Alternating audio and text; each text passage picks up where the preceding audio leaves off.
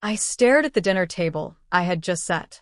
It looked beautiful, a crisp, white tablecloth, two wine glasses, flickering candles, and a lasagna with a golden brown crust I was especially proud of.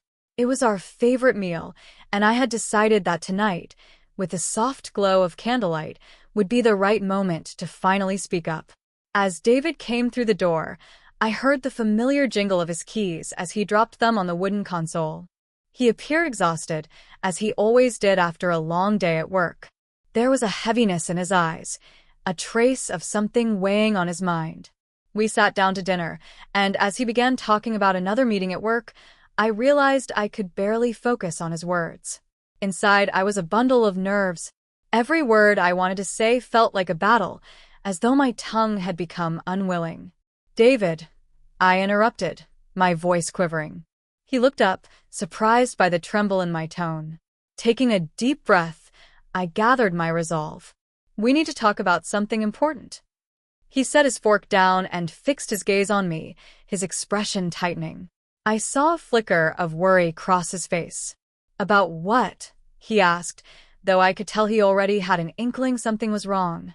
I noticed the way his shoulders stiffened, and I summoned the courage to continue, speaking slowly, as if each word was a struggle to release.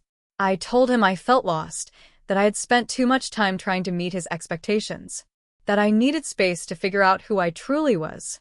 He sat there, his eyes locked on me, studying my words as if searching for some hidden meaning, then slowly placed his fork down.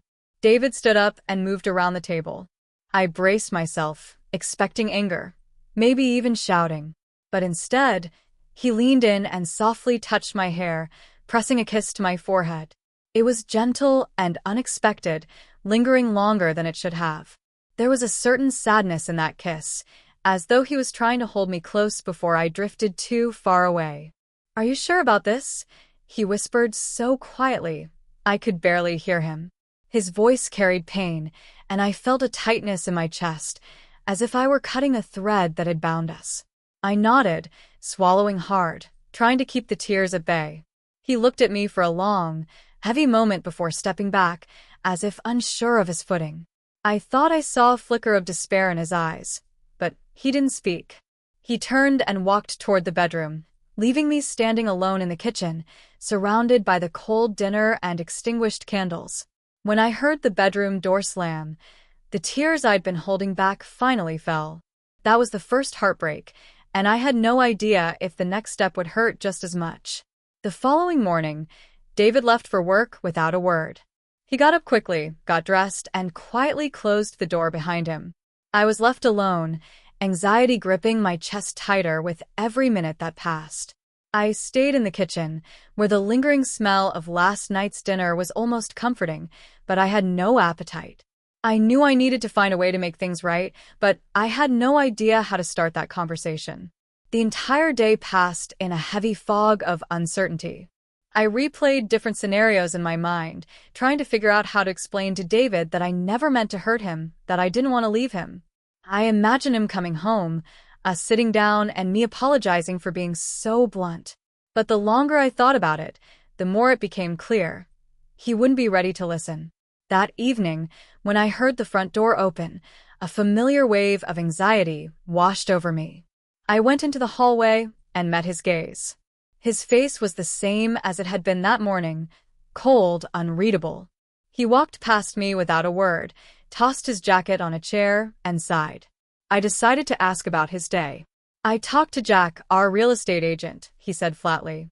"We're selling the house." My legs felt like they were going to give out. "What?" I gasped, trying to maintain my composure. "Why are you reacting like this?" David paused, as if gathering his thoughts.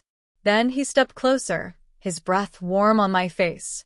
There was a detachment in his eyes, but also something else I couldn't quite name. "Why am I reacting like this?" he repeated then, as though making a decision. He suddenly leaned in and kissed me. But this kiss was different from the gentle one the night before. It was full of passion, of tenderness, of something deeper I couldn't quite place. He kissed me as though he was trying to pour every emotion he had into that single moment. My heart raced, my mind spun, But I had no time to process it before he pulled back, studying me with an intensity one couldn't understand. "If you want to leave," he said quietly but with firmness, "I won't stop you, but I won't stay just because you're unsure." His words hit me like a slap. He turned, walking toward the door, pausing as if waiting for me to say something more. But I couldn't speak. I just stood there, frozen. He walked out, slamming the door behind him, and the silence that followed was deafening. I stood in the hallway, my breath heavy, my hands shaking. I was at a loss. David wasn't ready to make amends. He had already made his move, and I didn't know how to respond. In that moment, I realized I had no plan. I was caught in a game I wasn't prepared for, and I could lose everything that meant something to me in the process. Day after day, I tried to make sense of everything that was happening. It was getting harder to communicate with David. He would leave early in the morning and come home late, avoiding me as though he were afraid of more conversations. I couldn't focus on my work. My mind was consumed with thoughts of how our marriage seemed to be spiraling, and I had no idea how to stop it. In my desperation, I decided to reach out to Sophia. She had been my best friend since college, the person I'd confided in through all the highs and lows. If anyone could offer some clarity, it was her. We met at our usual spot, a small, cozy cafe on the corner where we gathered every Friday after work. Sophia ordered coffee for us and studied me intently with her large brown eyes. Her gaze was calm, steady, exactly the way she always was when she needed to take charge of a situation. "Olivia," she said, leaning forward, "tell me everything from the beginning. I want to understand what's going on. You look like someone who's just lost everything." I sighed and began recounting everything from the past few days, how I tried to be honest with David, how he'd suddenly decided to sell the house, and how he kissed me as if to prove that I was wrong, that I didn't understand what was really going on in his mind. Sophia listened intently, not interrupting, just nodding every now and then, as if acknowledging what I was saying. When I finished, she paused, tapping her fingers lightly on the edge of her cup. "Olivia," she said softly, "are you sure David really wants to leave? Maybe he's just scared. You told him you needed time to find yourself, but what does that mean to him? He could see it as a threat that you'll leave for good." I thought about it. Sophia's words made sense. Of course, David was scared. But was there more to it? "Maybe you should give him something to reassure him," Sophia suggested. "Do you understand, Olivia? Men often need concrete solutions. Maybe if you propose some sort of compromise, he'll be willing to listen." I nodded, realizing she was right. David had always hated uncertainty. He needed clear answers. That was one of his defining traits. Maybe I really needed to come up with something that would help him understand what I truly meant. But deep down, I doubted whether he would hear me this time. We talked a bit more about small things, work, how the past few weeks had gone, but my mind was still racing. The only thing I could think about was how to convince David that I didn't want to lose him.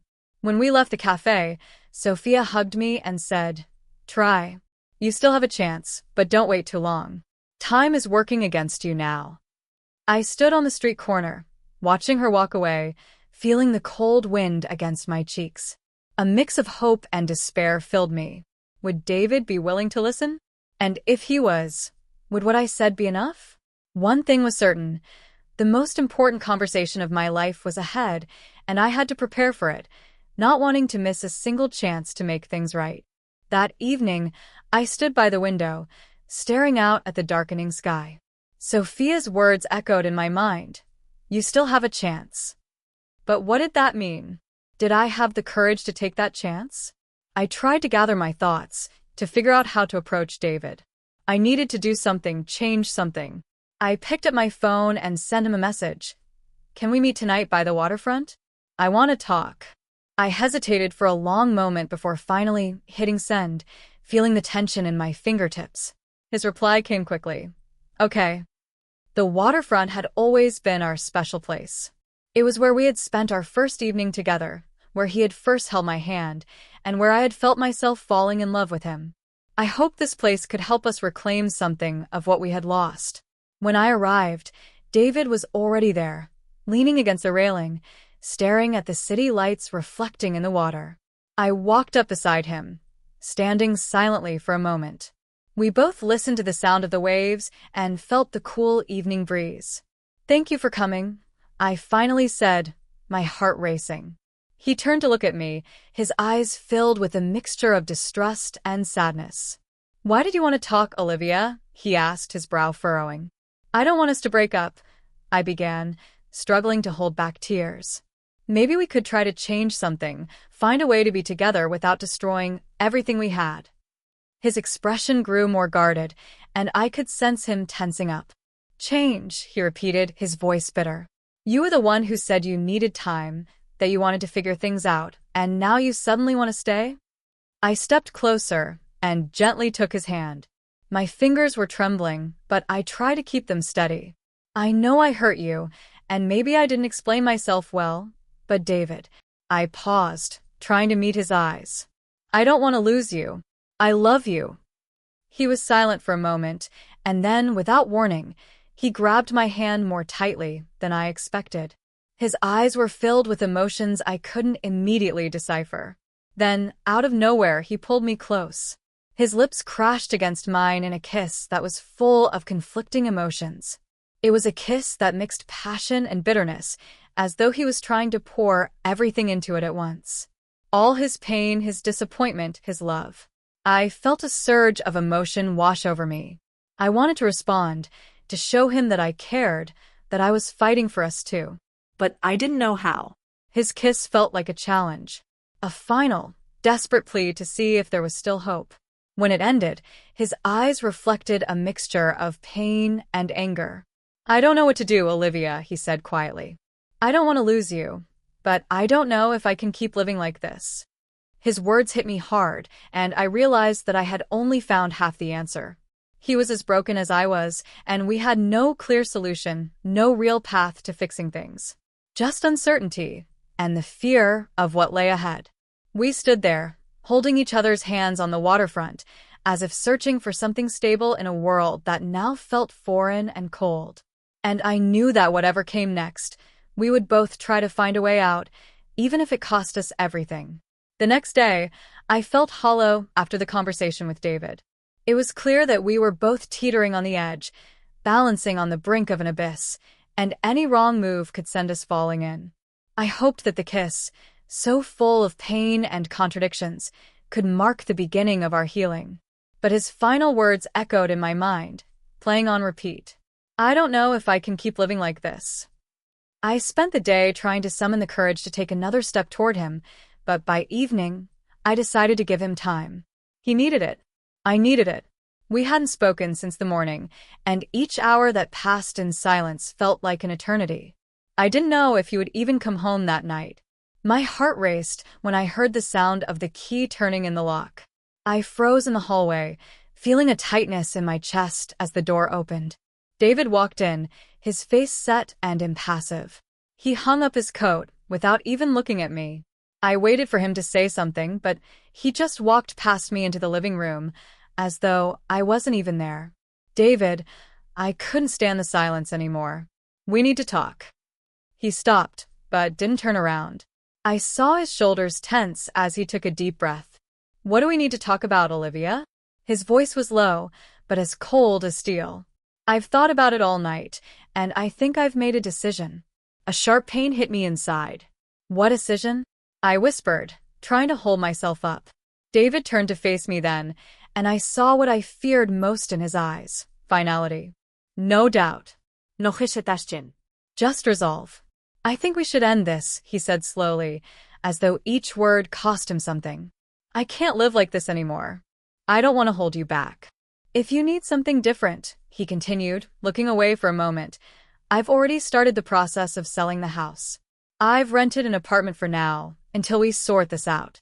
My hands began to tremble, and I wrapped my arms around myself to stop from breaking down. "But why so quickly?" I whispered, my voice cracking. "Why are you so sure that we can't fix this?"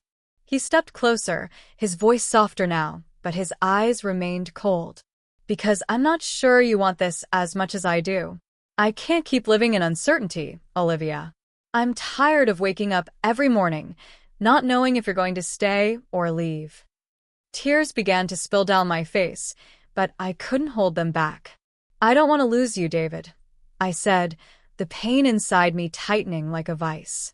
He looked at me, his face full of sadness, but his words left no room for doubt. I don't want to lose you either, Olivia, he replied. But I can't keep going like this. I can't keep living in fear that you'll leave. He turned away, unable to meet my gaze, and I knew then that our time had run out. I felt the last remnants of our shared life crumble, the dreams and hopes we had built together fading away. I'll file for divorce, he said calmly, and maybe that will give us both a chance to find what we're looking for. I stood there in silence, watching him head for the door, unable to say a word. I couldn't move. It was as if I were paralyzed. The door closed behind him with a soft thud, and the house was swallowed by a thick, suffocating silence. I was left standing alone in the middle of the room, feeling the cold seep into my bones. It was over. My heart shattered, and I had no idea how to put the pieces back together. All that remained were empty walls and the hollow echo of my footsteps. Ahead of me, there was only uncertainty and emptiness.